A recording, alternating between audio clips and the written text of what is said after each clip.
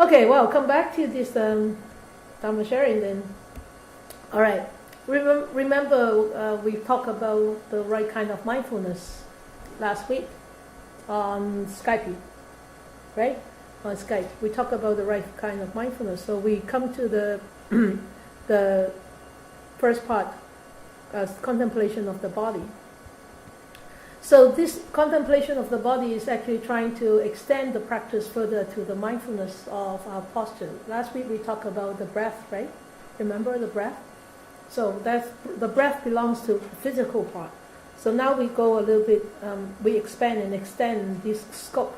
So we go to the contemplation of the body. So extends this further practice. So remember when we talk in the meditation session, I said you become mindful of this whole body, you have this whole body awareness, and that means you're putting your mind into this feeling of this body. So one of the things that you can use is feeling your posture, the way you are sitting or the way you're walking. And for those people who have actually joined me in longer meditation courses, when we do walking meditation, remember I say, okay, you're aware of the steps, the steps, are your steps actually, dragging, or you are thumping like a big little elephant, or you are actually walking very mindfully and you are aware that every time you lift up and you put down, you lift up, you put down.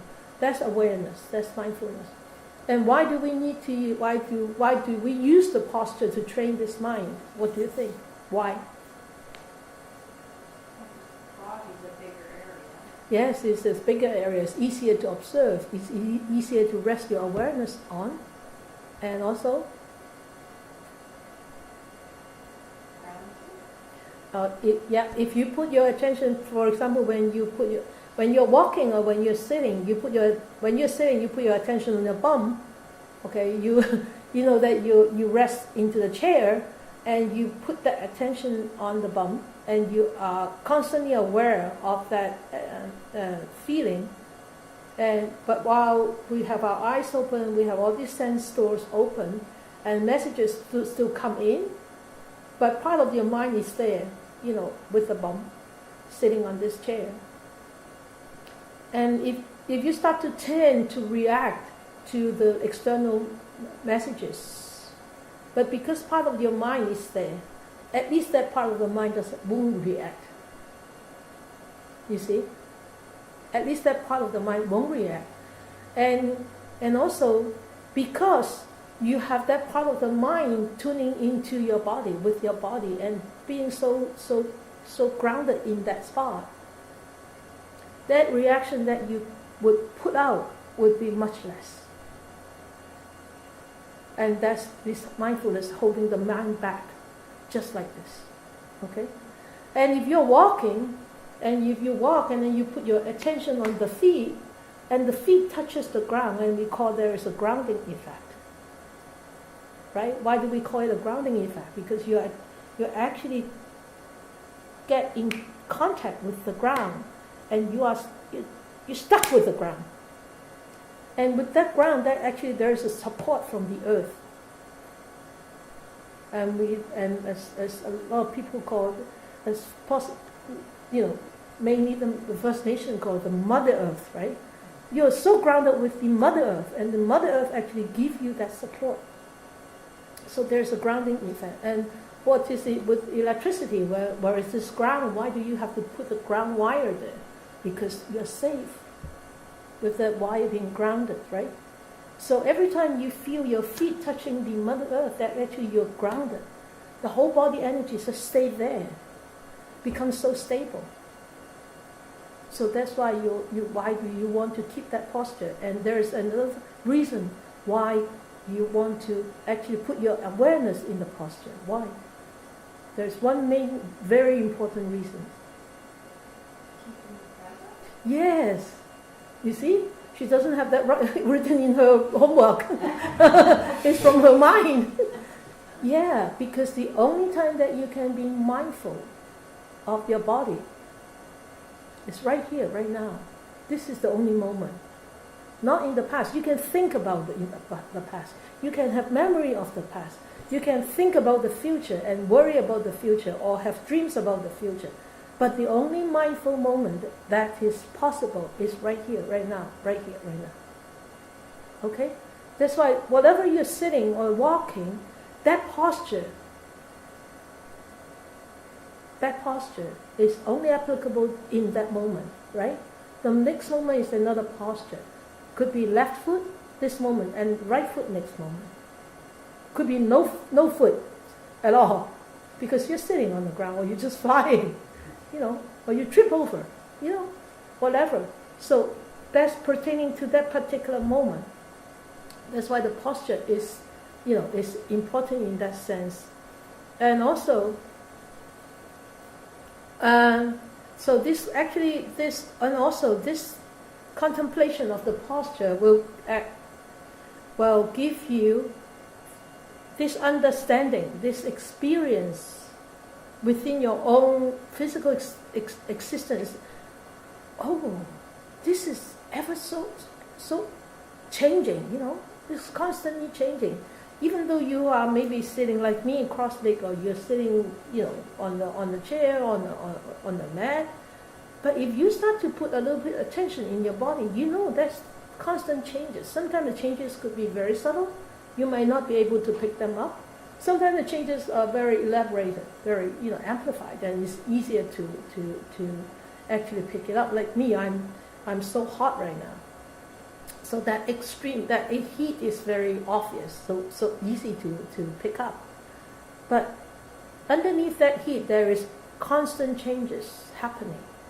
That with a very gross mind, you might not be able to pick it up, but at least on the rougher level, you know that there is so much heat. Okay, so now you put your attention in your body. Okay, I have so many sensations in this body right now.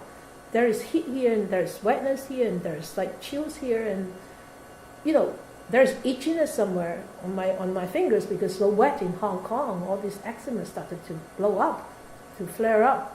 So all these things starting to so this is so rich in experience. If you start to rest this mind in this body, I talk to you, but I'm feeling this body at the same time. That's why I can still feel that, to experience the sensations.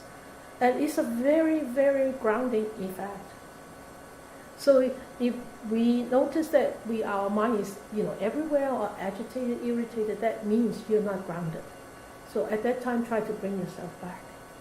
At least put a part of your mind to feel the bum, or to feel your feet, or to feel anywhere that is more obvious to you, easier for you to observe and feel.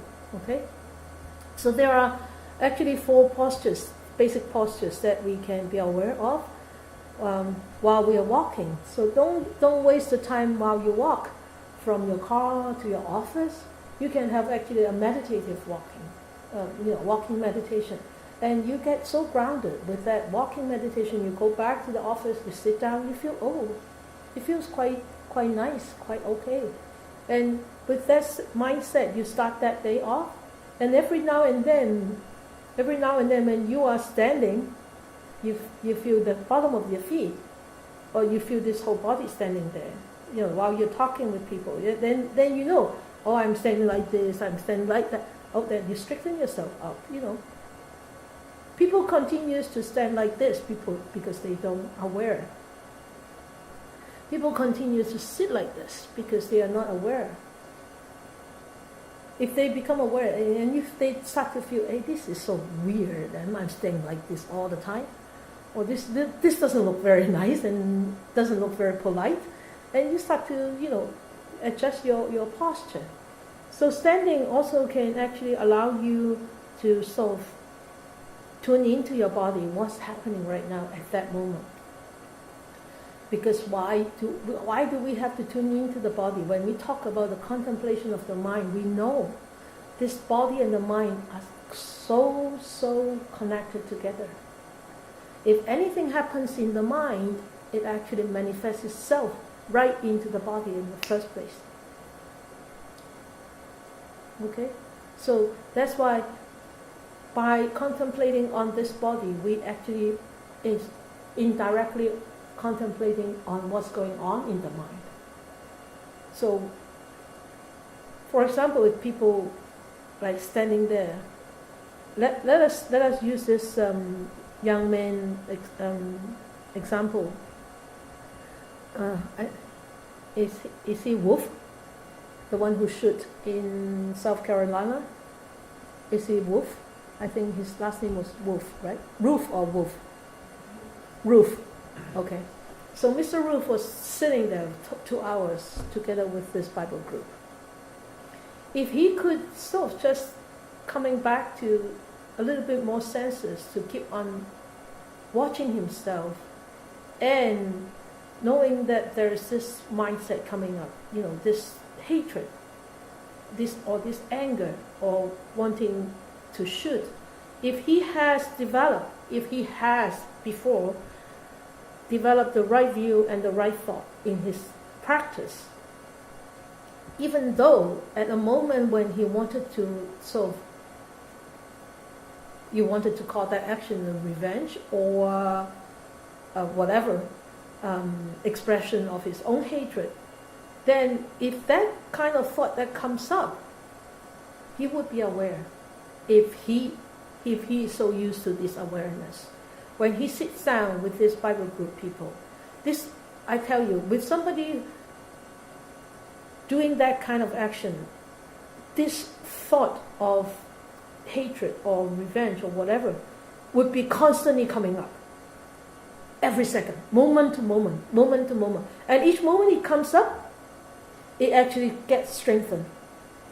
Another moment comes up, it's strengthened more. Unless your right view and your right thought start to set in, it's like, hey, come on. This is going to be hurtful to me and to others. Is this the right action? Then you start to ask questions in this mind. Is this right action? What do I get from here? And what do I get in this life? If they don't believe in next life, doesn't matter. What do I get from this life? And how would the other people feel? And how would I hurt the other people? And how would their families feel? Then if they have a little bit senses, that means that little bit senses actually is awareness. It's that mindfulness, right? If they have a little bit senses there, then they start to realize, hey, just one thought would be enough. Just one moment of awareness would be enough to actually rouse up that continuity of awareness. But he doesn't. He did not have that moment of awareness where it was the right kind of awareness, the samasati. He had the awareness to kill. That's all he had. But he did not have the right kind of awareness. It's not to do harm and to do good. Right? So this awareness, this right kind of awareness, it not to do harm and do all good, has to be constantly remembered. Has to be constantly aroused in our actions, in our daily life, so that at times, at critical times, this becomes such a habit already, it will just come back like this. We are building up good habits with right kind of mindfulness. So the bad habits, the old habits would be, slightly being washed out. That's all we can do. We cannot be a perfect human being, right, just like this, flipping our hand. No, it is impossible. We spent such a long time building up to what we are right now. If you don't believe in past life, doesn't matter. At least now, in this life, I have spent 60 years building up to whoever I am right now. So at least I need another 60 years to change it around, if not more, right? So what we can do is just to be optimistic and just to be, diligent in building up that kind of mindfulness, constantly remembering and constantly noticing and constantly aware and constantly putting that into action. Okay? So bodily postures are actually wonderful because we are either walking or we are either standing or we are either sitting or or we are either lying down, right? So this standing actually includes what? It includes talking, includes eating. That means standing, that means you are in this body, you are inside, you are doing things, you are performing chores. Okay? So you are standing there washing your dishes, then you are aware. You're standing there taking your shower, you can use that posture to build up that awareness. Don't just shower, and forget everything about this mindfulness. Okay? And if you enjoy that heat, that means, I am enjoying. I like this splashing of water down my body. And you see this liking. You are aware that you like this water splashing down your body. You are aware of that mind, that there is some kind of pleasantness in that action. So, that's the continuous cultivation of our own awareness right here. Okay? So with this experience in these postures, you will notice that this body actually is some physical thing, is some physical existence that's actually constantly changing. And you ask yourself, hey, who am I? Is the hair me? Is this body me? Is this skin me? Yes, it hurts, but is it really me?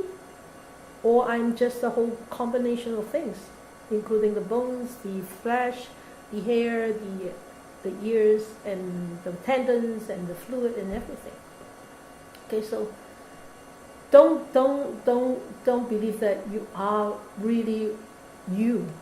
You're just a combination of things putting together that make you look like this. And we give this look a name for convenience. So I don't want to call you, this person, this bubble with the black hair, and this bubble with the blonde hair, and this bubble with the silver hair come over, then we will all be so confused. So for conveniences, we give something a shape. Okay, this is called a square, and this is called a ball, this is called round. So just for convenience, but the whole true existing, the ultimate truth of this is made up of so many things. Then where is this true self here? So this attachment to yourself this self is actually the cause of all afflictions, of all troubles. That's where all the troubles come from, right? The attachment to this view, this is my view, and this is the right view, and you have to buy this view, and you have to believe in this. Nothing is absolutely right, nothing is absolutely wrong. It's all conditioned. Of course, we do need some standard. That's why we have laws. That's why we have, in between countries, we have, what do you call? Treaties. Yeah. So we need to have. The community need to be in order, and the sangha need to be in order. Otherwise, it's all confusion, right? So this mindfulness, we call this mindfulness. It's called sati, right? That actually mindfulness has three parts in it. The mindfulness, the clear comprehension. Actually, there should be three parts. It's the continuity, okay? Satima, that means the awareness. And sampajana, that means clear comprehension.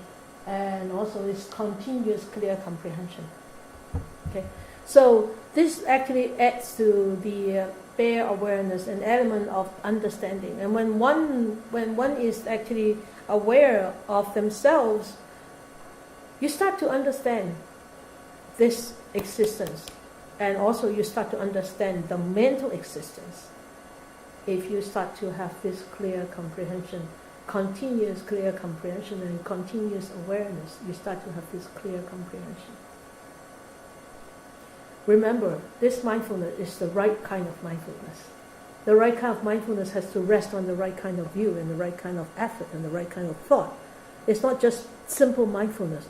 A girl walking on the wire, she is very mindful because she has to be very mindful in order not to fall and kill herself. But is that the right kind of mindfulness? No.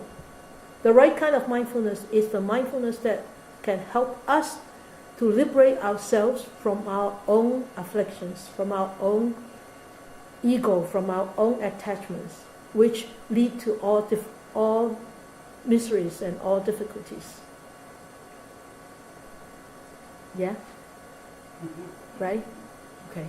So, when we perform an action, we need to perform it with an understanding, we need to perform it with an comprehension. That's why people use action also as a meditative tool. You have, I don't know whether you have heard of this moving meditation.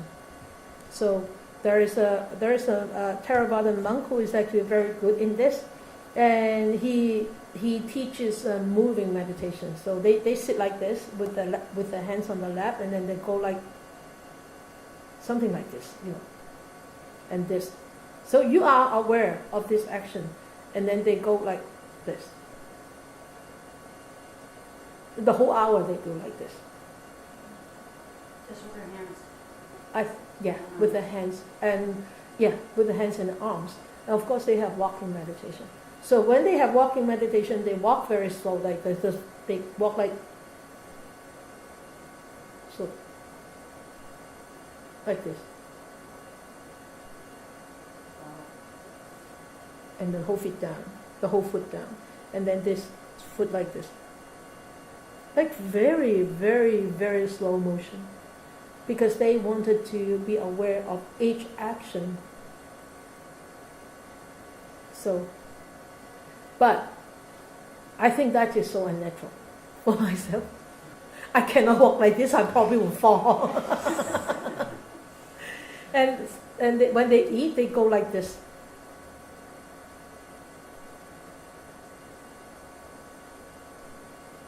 I guess you guys cannot do it, otherwise you won't be here, right? I can't do this; it's too slow. I just couldn't put it in my mouth. But when I chew, I'm mindful, So that's the way that they teach. Is they try to be aware of this chain of actions, each movement.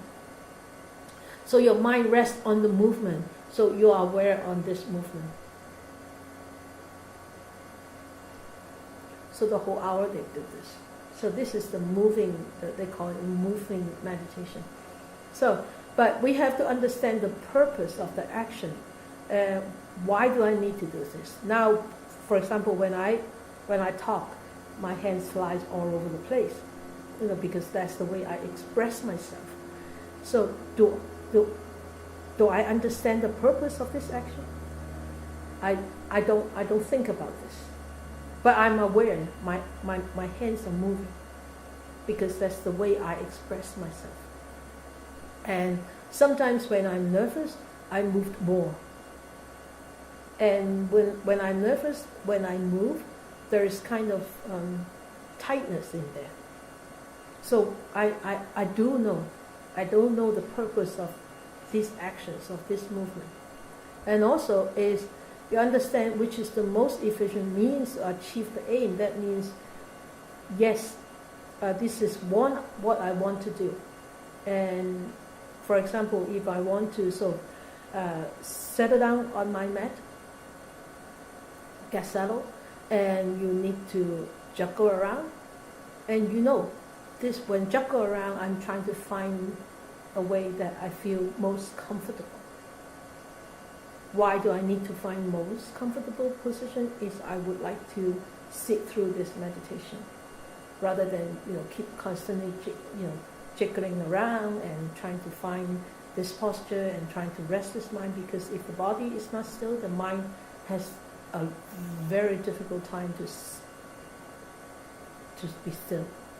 Okay, so like right now, I'm moving my legs wide because my ankle is caught on the edge of the chair. So in order to relieve that pain, I I need to move this, change this posture. Okay, so you need to understand why, and actually all these actually, it's a training. It's a training to be mindful. Not just doing it out of a blue moon. Okay? And also keeping in the mind a very mindful state even when engaged in another action is like I'm talking right now. And my hand, I'm moving my hand. So sometimes people talk, sometimes people do things, but there is no awareness in the back of the mind. So that's why a lot of times if we talk without this awareness, we could the words come out could be very hurtful, could be very damaging. Okay, so that's why it's keeping the mind in a very mindful state even when we are engaged in any other action. So the last part is this understanding without any delusion. Without any delusion that we see this action is actually a very impersonal process. There's no really a superior self that is controlling these actions. Okay? For example, if I want to from here to walk over there, all I need is to just to get up because I need to walk. And there's really no true self that is controlling. It's just a whole condition coming up. The condition is I need to walk over there. This is the aim. This is the whole purpose. So I get up. Then the back of the mind knows in order to get to there, I need to take steps. And throughout this whole path, I'm walking very mindfully, knowing each step and knowing to stop at the door, not bump into the door. Like people, looking at their cell phone and walk into the door, into the glasses, right? So those are no understanding. There is no mindfulness. There is no aim in those people that walk with the cell phone. They don't know what's happening. They don't know what's happening here, and they don't know what's happening out there either, right? Yeah, you see that so much now. Across the street. Oh yeah, they walk right in front of the car. Yeah. There was a lady apparently within the last group my husband was telling me that actually pushed her baby buggy off the sidewalk into the back of the vehicle. Wow. Because she was on her cell phone. I know. And they tried to blame the driver, but having the buggy actually hit the back wheel, not the front wheel, and with witnesses, it wasn't a problem. Yeah, I know. This technology is nice in a way. That actually brings so much conveniences. But yet, people actually abuse using it. There's, with mindfulness, with a little mindfulness, you can actually put yourself in control. Not the machine controlling you, not the phone controlling you. It's you controlling the phone, controlling the use of the phone, right? So that's the clear comprehension. The more you're aware, the more comprehension you will have, right? So continuation with this contemplation of the body is this meditation on this unattractiveness of the body, which is very difficult to believe. No? Why not? If you break the body down, it's not really pretty at all. But your body is so intact though. Your body is so intact right now.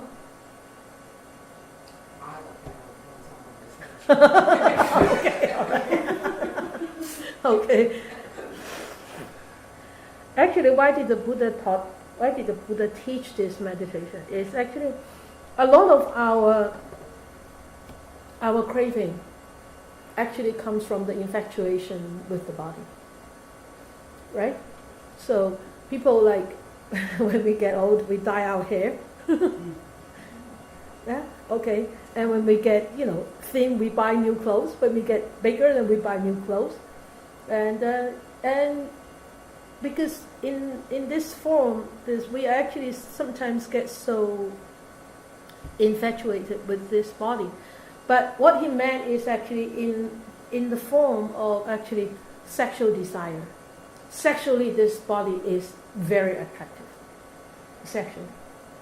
That's what he actually meant. Not just superficially, but with the back, there is in intention. There is this strong lust, strong sexual desire thing. So that's why some meditation teacher would say, you sit there and you bring your awareness back to this body, and you notice this body is sexually not really attractive. But why we think that this is very attractive? Because there's so much craving at the back of the mind. Okay? So, the degrees, the perception of the body is sexually attractive. And also, the Buddha said, because the sexual drive is actually a manifestation of strong greed and craving. So, with this craving in the back of this mind, there is a very strong cause of creating a lot of dukkha. Dukkha, that means dissatisfactions and miseries and sufferings. And in order to release ourselves from this dukkha, from these sufferings, we need to realize the cause of the dukkha.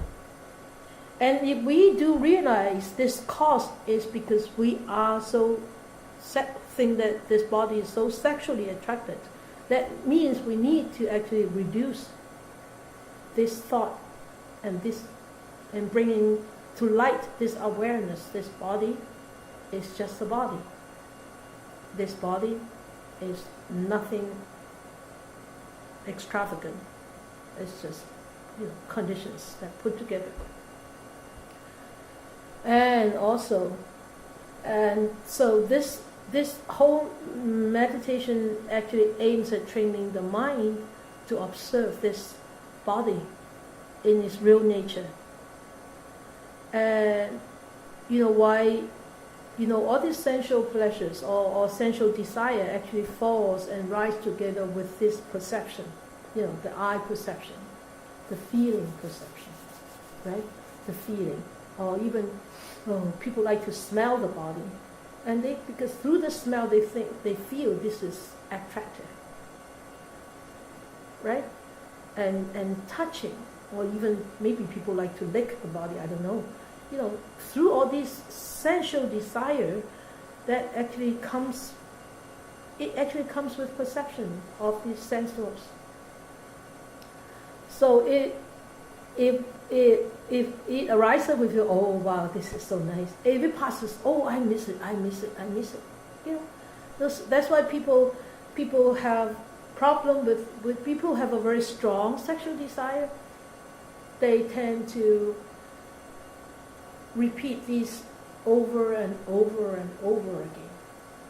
Not necessarily physically they express themselves. Sometimes they do need to actually deal with this in a different way. They may be able to contain themselves physically, but they may find ways to deal with them. Otherwise, looking at porn movies, right? They don't express these actions with another individual, but they may, go into porn movies or watching on the internet or listening to tapes, whatsoever. It's all through these perceptions of the senses. It's nothing else. So don't fool yourself by these five senses. I don't mean to ask you to stop having a sexual life with your partner. It's not that. But having at the back of the mind is why the Buddha actually taught us this, is helping us to actually counter this force that would actually sometimes bring a lot of dissatisfactions and sufferings. And so that's why he actually taught on this the contemplation of these 32 bodily parts. And you see, who are we? What are we? Physically. Okay, these are actually, I just put down, one with all these. It's really not meant to be like this, but I just want to have it a little bit more organized. So the 32 bodily parts, the head, the hairs, head hairs, body hairs, nails, teeth, skin, flesh, sinews, and bones, marrow, kidneys, heart, liver, lung. That whatever you can find in your body is all stated in here, in these 32 bodily parts, which he actually mentioned. He actually taught in the Mahasatipatthana Sutta. That means the contemplation, the 4 foundations of mindfulness. So this is the second foundation, right? The first foundation of mindfulness on the body. So the contemplation of the body. So these are the 32 parts, the 32 bodily parts that we actually, he actually taught us how to observe. And it's actually quite difficult. Some of these are actually, you have to have very deep meditation in order for you to actually start to really can contemplate on this, especially like spleen, like stomach contents, the brain, even the bodily fluid inside, the pus, the blood.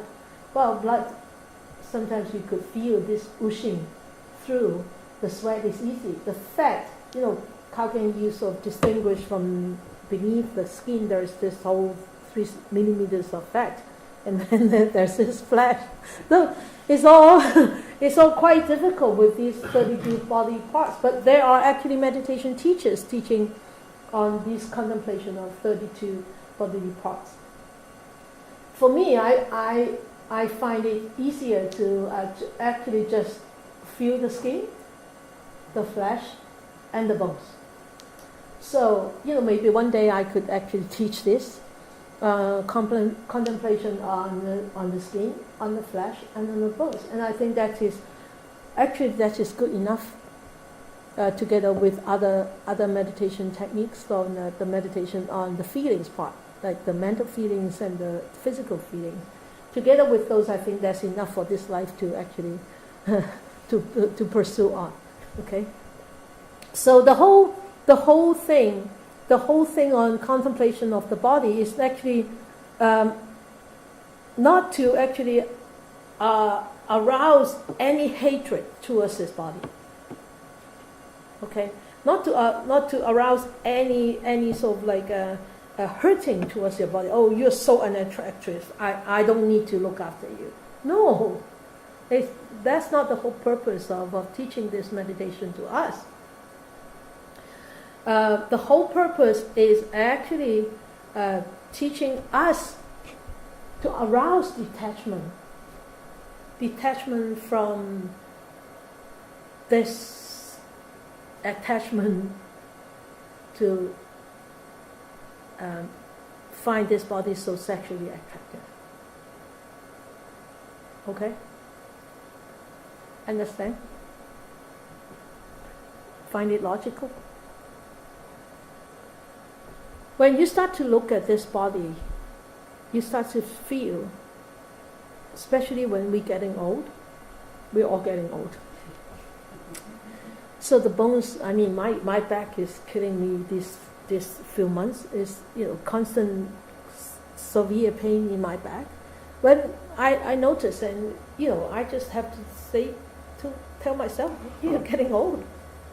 You're 60-year-old, and the bones are giving.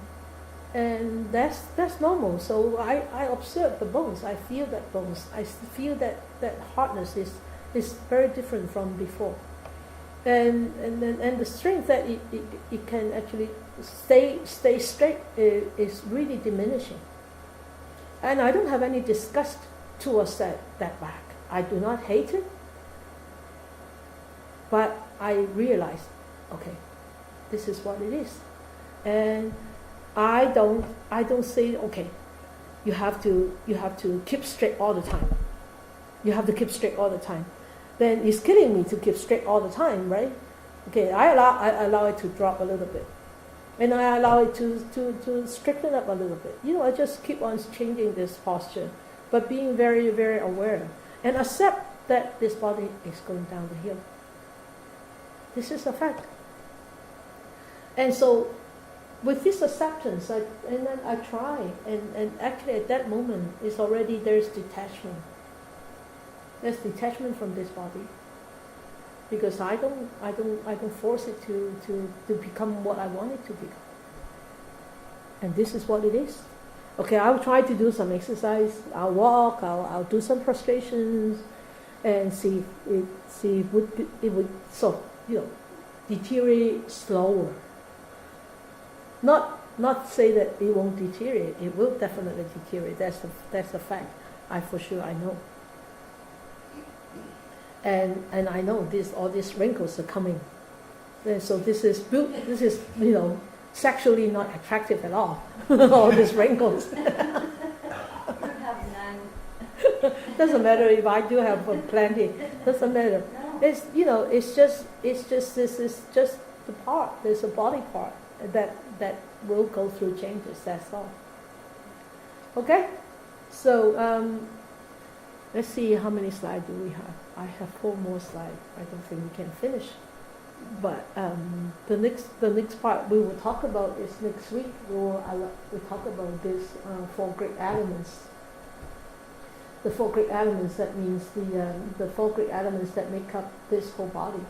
Maybe we could go on with this a little bit. So, what are the 4 great elements, right? Okay, Javid. Huh? Fire, water? Yeah. Mass, body, Earth. Yeah, mass, body, earth. You say it all. You say it all. Okay. So the earth element, then the water element, the fire, and the air. Some people call it the wind, and some people call it the fire. Doesn't matter. We use this earth, water, fire, and air. So with these 4 elements, there are actually 4 characteristics, right? The quality that actually attached to these 4 elements is, so earth with solidity, that this earth is solid, like mass, like the flesh is solid. Solid in not a sense hard, okay? Solid in the sense is a mass. And then this mass holds the fluid together, right? But the fluid flows, right? It moves around. So there's fluidity. It flows through the mass. When this flows through the mass, you will have heat. Okay? That heat actually is natural. It comes by itself. Sometimes. And sometimes it comes more. Sometimes it's created by this fluidity in this mass.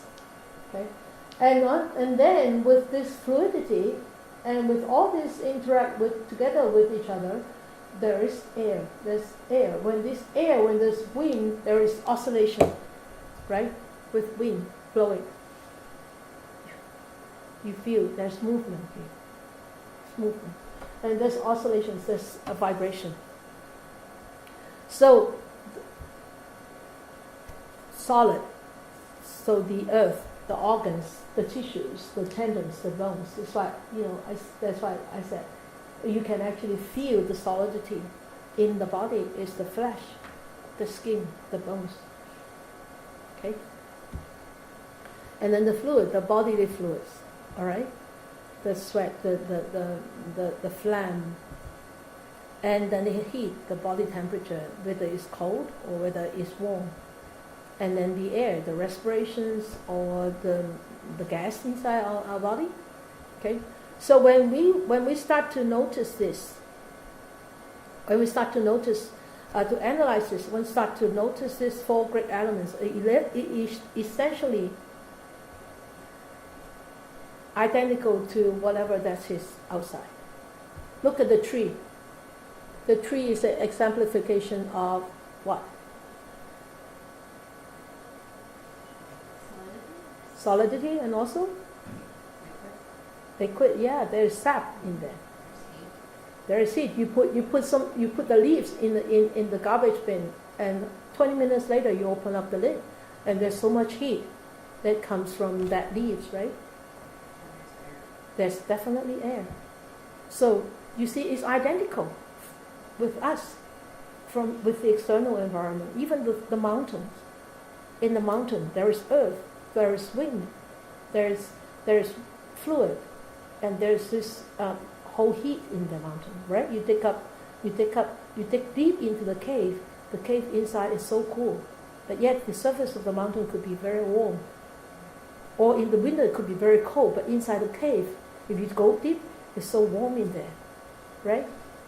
So it's actually, we know this body is, with the external environment, is always can be interchangeable, right?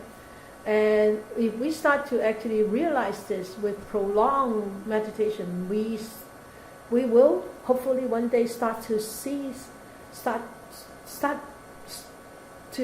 stop identifying myself with this body. Me doesn't equal to this body. Mind doesn't equal to this body. I doesn't equal to this body. It's a very deep philosophy in this aspect. Okay, this self philosophy, but this is the whole purpose of contemplation on these four great elements. So we start to see this body is nothing than just a particular configuration of all these four elements putting together. And of course, why he taught us this, because he wanted us to understand the truth pertaining to this existence, so that when this physical body is changing, not according to our wishes, we will still be as happy as we can. Right? Okay, so there is this, the cemetery meditation. Maybe we can save that to talk about it next time. The cemetery meditation is quite an interesting meditation to talk about, and I think we can save that for next week.